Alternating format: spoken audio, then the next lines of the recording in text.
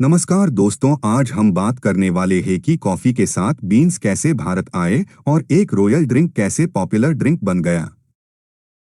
Coffee का इतिहास सदियों पुरानी मौखिक परंपरा से जुड़ा है।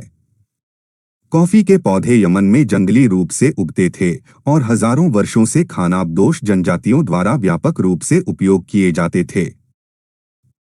यमन में सूफी मठों में प्रेयर के दौरान मेडिटेशन में सहायता के लिए कॉफी का इस्तेमाल किया। खेती के दौरान पीसा हुआ कॉफी विशेष रूप से चिकित्सा पेशे के लिए आरक्षित था। डॉक्टर बेहतर पाचन की आवश्यकता वाले रोगियों के लिए काढ़े का उपयोग करते थे और पुजारी इसे चर्च के अध्ययन की लंबी रातों के दौरान सतर्क रहने के लिए उपयोग करते थे। कॉफी बाद में 16वीं शताब्दी की शुरुआत में यूरोप में फैल गई। कॉफी 16वीं शताब्दी के उत्तरार्ध में कमर्शियल मेडिटेरियन ट्रेड राउट के माध्यम से इटली पहुंची और केवल अमीरों को ही परोसी जा रही थी। 17वीं शताब्दी के मध्य तक यह भारत और ईस्ट इंडीज तक पहुंच गया था।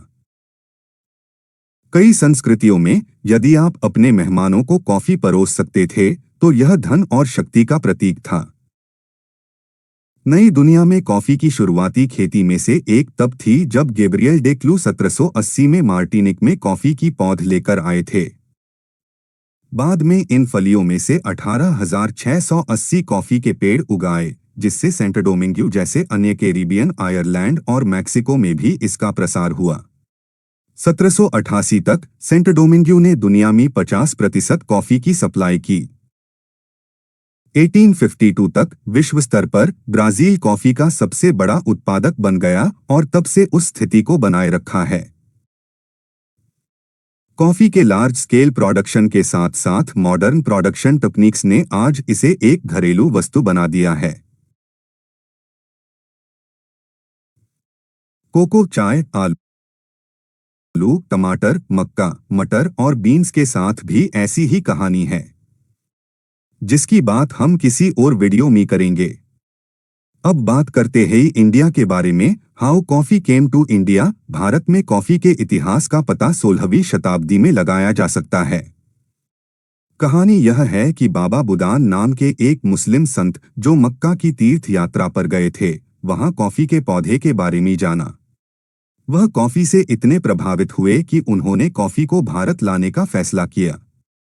बाबा बुदान ने यमन के मोचा शहर से 7 कॉफी बीन्स की तस्करी की और उन्हें भारत के कर्नाटक राज्य में चिकमंगलूर की पहाड़ियों में लगाया। कॉफी के पौधे इस क्षेत्र की ऊंचाई, कोल्ड क्लाइमेट और पर्याप्त वर्षा में फले फूले और जल्द ही इस क्षेत्र में कॉफी के बागान स्थापित हो गए। ब्रिटिश ईस्ट इंडिया कंपनी ने भारत में कॉफी की खेती के विस्तार में महत्वपूर्ण भूमिका निभाई। उन्होंने भारतीय कॉफी की क्षमता को पहचाना और इसकी खेती को प्रोत्साहित किया। 17वीं शताब्दी के मध्य में कर्नाटक में बाबा बुदनगिरी पहाड़ियों में पहली कॉफी एस्टेट स्थापित की गई थी। 19वीं शताब्दी की शुरुआत तक कॉफी की खेती भारत के अन्य हिस्सों में फैल गई थी, जिसमें तमिलनाडु में नीलगिरी की पहाड़ियां और केरल का वायनाड जिला शामिल था। 19वीं शताब्दी की शुरुआत में कॉफी की खेती को उस समय झटका लगा जब कॉफी लीफ रस्ट नामक फंगल डिजीज पूरे देश में फैल गया, जिससे कॉफी के कई बागान नष्ट हो गए। हालांकि भारत में कॉफी उत्पादकों ने जल्द ही रोबस्टा नामक कॉफी की एक नई किस्म पेश करके एक समाधान ढूंढ लिया, जो रोग के लिए प्रतिरोधी है। कॉलोनियल एरा के दौरान भारत की कॉफी मुख्य रूप से यूरोप को एक्सपोर्ट की जाती थी, जहां इसकी यूनिक फ्लेवर और अरोमा के लिए इसकी अत्यधिक सराहना की जाती थी। In the 20th century, India became one of the world's leading coffee producer.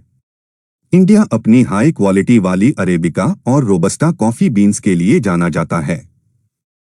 Bharat में कॉफी उत्पादन दक्षिण भारतीय राज्यों के पहाड़ी इलाकों में ज्यादा होता है, जिसकी अगर बात की जाए तो कर्नाटक राज्य में 53%, केरल में 28% और तमिलनाडु में 11% हिस्सा है। भारत में कॉफी उद्योग अब देश की इकोनॉमी में एक महत्वपूर्ण योगदान करता है, जो देश भर में लाखों लोगों को रोजगार प्रदान करता है। वीडियो देखने के लिए धन्यवाद। मिलते हैं अगले शानदार वीडियो में।